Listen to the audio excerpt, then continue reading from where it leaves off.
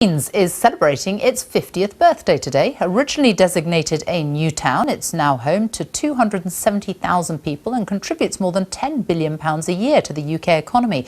As Graham Satchell reports, the town was a unique experiment, never again repeated. A beautiful name for a lovely village. Milton Keynes was the last of the post-war new towns, a collection of villages halfway between London and Birmingham. It would become home to 250,000 people.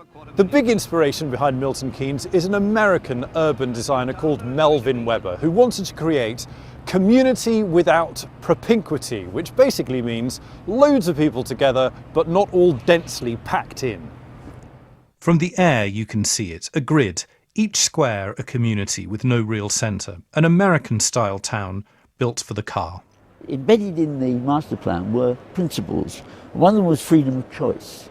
And if you think about the grid, it always gives you the option to go another way. Ken Baker was part of the original design team 50 years ago. Milton Keynes has the freedom of choice, and the grid offers it that. The grid gives freedom. Yes. And while some do hate it, Milton Keynes is surprising. It has 180 miles of footpaths and cycle tracks, the fastest growing economy in the UK, 22 million trees and shrubs.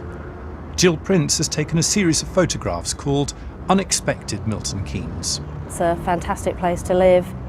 It has 40% green space, the parks and gardens are lovely, and it's an absolutely brilliant place to build a business, grow a family, anything that you'd want to do. It's fabulous. The government has announced 14 new garden towns and villages, so can they learn lessons from Milton Keynes? Well, this is not part of the original master plan of Milton Keynes. It's incredibly narrow, there's nowhere to park.